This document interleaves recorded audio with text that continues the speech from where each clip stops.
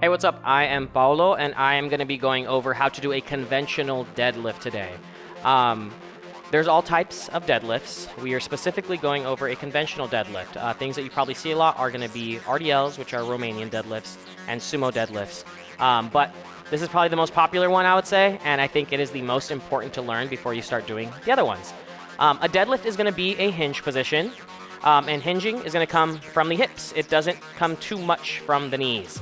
Just like with any workout, it's going to depend on the anatomy of your body. So your deadlift might not look exactly like mine. It would more than likely match somebody who has a very similar body type to yours. What affects that a lot is going to be height and specifically femur length. My deadlift specifically looks really squatty. It looks like I'm almost doing like lifting the weight from the floor with a squat, and that's not the reality, and I'll show you what that's gonna look like later. Where people mess up a lot is the actual setup of a deadlift. So for a conventional deadlift, we're gonna be using a barbell. I currently have 10-pound weights on each side, and these are bumper plates, which is what ideally you want for a conventional deadlift. You don't really want to do deadlifts with those really heavy, hard iron weights. It doesn't really pose injury to yourself, but they can injure the ground and they can injure themselves, and you don't want to break the weight. So bumper plates, a little bit safer. They're a little bit more bouncy. Okay, so for the actual form of a deadlift, again, it is going to come from your hips, which are coming back. You'll see very little knee flexion. So usually what I'll tell people is you are going to crack the knees and push the hips back to the wall behind you. Again, based on your anatomy, is going to affect how much your knees are bending. So to start off, you are going to walk up to the bar. You want that bar going right over your shoelaces. Let's turn a little bit so you can actually see what I mean. You don't want that bar going right over your shoelaces. The bar's gonna be very close to your shins. You might actually see people that lift really heavy weights pull their socks all the way up because that bar kind of does slam into your shin sometimes, so it's a little bit more comfortable. So again, right over the shoelaces, I'm in the center of the bar. Where your hands are gonna grab are where they hang from your shoulders. You want them to be right on the outside of your knees. So you don't wanna be super wide, you don't wanna be super close. Again, just naturally where are they hanging at, that's more than likely where they are going to grab. Before we actually go into the lift, I do wanna talk about one thing, and that's called bracing. Being able to brace properly throughout a deadlift is one of the many things that's gonna keep your lower back safe, which is what people have a lot of issues with doing deadlifts. So I'm gonna run through a little cue that I run people through is we're gonna relax. Let yourself be soft. You're gonna take 2 fingers, stick them into your stomach, let yourself go through. When you inhale, your goal is to try to push those fingers out. So again, we're relaxed, we're pushing our fingers in, big inhale. That's step 1. Step 2 is pulling that rib cage down into the belly button and squeezing as if we're expecting someone to sock us. So again, bracing is gonna be a 2-step process. Big inhale, filling up that stomach with some pressure, squeezing as if we're expecting someone to hit us. Where you actually do that is where it feels comfortable. Some people like to do the brace at the top of their deadlift, where they're coming here, and then they go into their deadlift. I personally like to do it at the bottom when I'm already in my position. And I'll show you what that looks like now to actually get into where we're going. So again, hands are gonna be here on the outside of the knees. Again, we're gonna have a little bit of space between the shin and the bar itself. The reason being is once I'm actually in this position, I want to engage my lats, and when I engage my lats, I know it's kind of hard for some people to feel their back initially, but something I like to do is I'll squeeze my hand into a fist and punch down hard, and you should feel some tightening on your side here. It's kind of like where those wings are at. So when we're in this position, you'll see my elbows kind of turn into my body.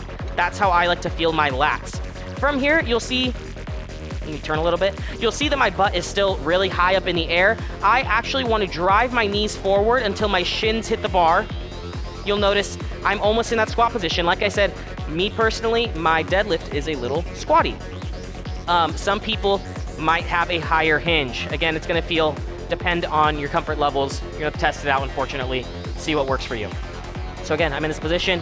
I am going to drive these knees forward, and before I actually lift, I want to build tension. So I want to feel my quads engage. I want to feel them, getting ready to move something, and we're going to do something called pulling the slack out. I'm hoping you'll be able to hear this, but before I actually lift, there's a little click that you hear that comes out of the bar with the weight. We want to do that rather than jerk up the weight. So We're gonna get nice and tight at the bottom. I'm engaging the lats. My knees are gonna come forward, hips are gonna come down. I'm taking a big inhale to brace, squeezing it if somebody's about to sock me. I'm gonna pull that slack out, and then I'm gonna drive my hips forward. From here, you do the same thing on the way down. I'm gonna hinge, I'm gonna have a slight bend in the knees.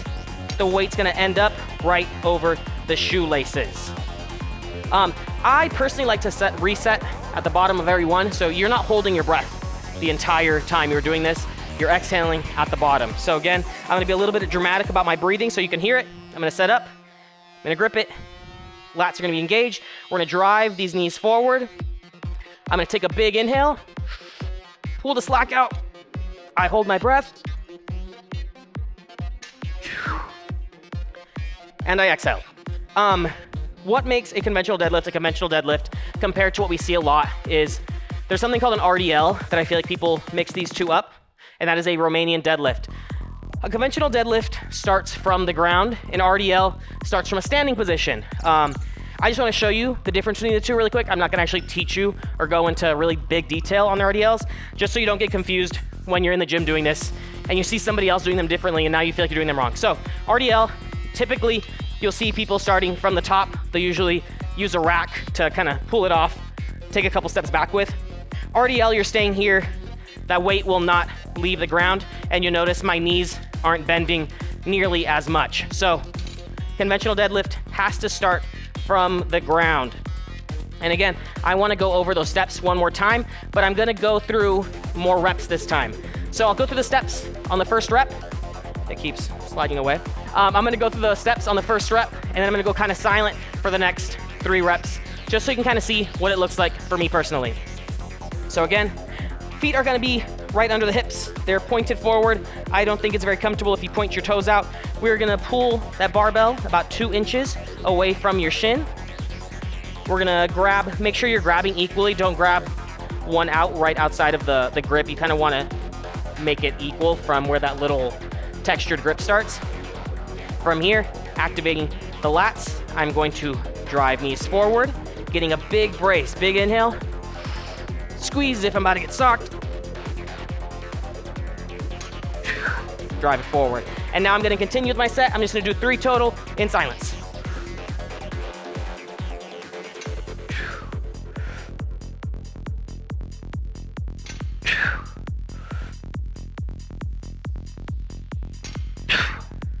And that is what it's going to look like. I do want to face you so you can kind of see what it looks like. I know the plate probably blocks a lot of what you're seeing. And I know I keep repeating myself, but I promise you're gonna want to remember every single little step. So I'm gonna go through it one more time, saying all the same stuff. I'm up here, I'm neutral. The bar is going right over my shoelaces. I'm about 2 inches away from the bar. And again, that will change depending on how tall you are or how short you are. I am a pretty short guy, so I'm pretty short to it, or I'm pretty close to it. From here, arms are hanging. I'm grabbing evenly, engaging those lats. Knees come forward, big brace. Coming up, driving down. What was I gonna say? When you are at the bottom here, we're taking that big inhale. The reason some people like to take their brace at the top is because it feels like you can get some more pressure in your stomach. I find myself that feels like I'm holding my breath for too long. So it's gonna take some experimenting to see what feels best for you. Some people feel like they're able to get a little bit more strength when they get that big inhale at the top. So I'm just gonna show you what it looks like for those people. So it's a big inhale here. Then they descend into their deadlift. They're still holding it. I know I'm talking, but I'm holding my breath. And that just feels like way too long of a breath hold for me. I personally don't really like it. Typically, when it comes to programming these, you're not gonna see super high rep ranges on them.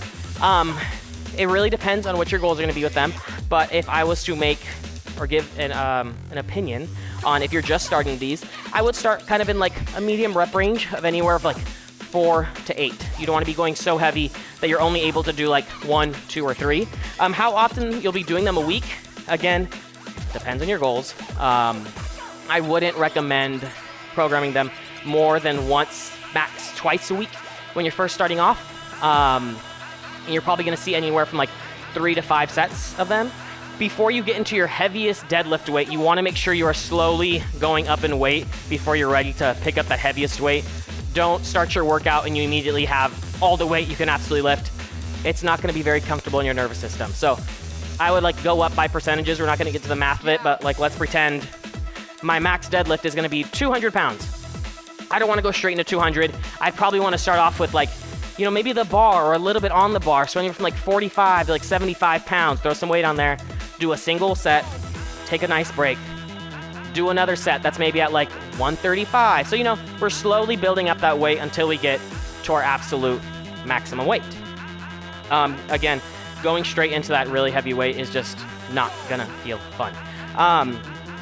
In terms of hand grip, a lot of people like to actually use straps. Your legs are gonna be much heavier, much stronger than your hands are ever. So a lot of people, when they start going up in weight, they start having the issue of the bar is slipping out of their fingers, even though their legs aren't anywhere close to tired. That's when it comes to like using little tools, and there's nothing wrong with tools. There's something called wrist straps that are really nice to use. I personally can't like hold on to more than like 200 pounds before my hands just can't hold the bar anymore. So wrist straps really come in handy. They wrap around your wrist. There's a little tongue, and it helps hold that bar. So that might be something that's great to utilize. But other than that, that is gonna be the basics of a conventional deadlift. Make sure you're warming up, make sure you're bracing, and pay attention to your form before you go heavier in weight, and you'll be good.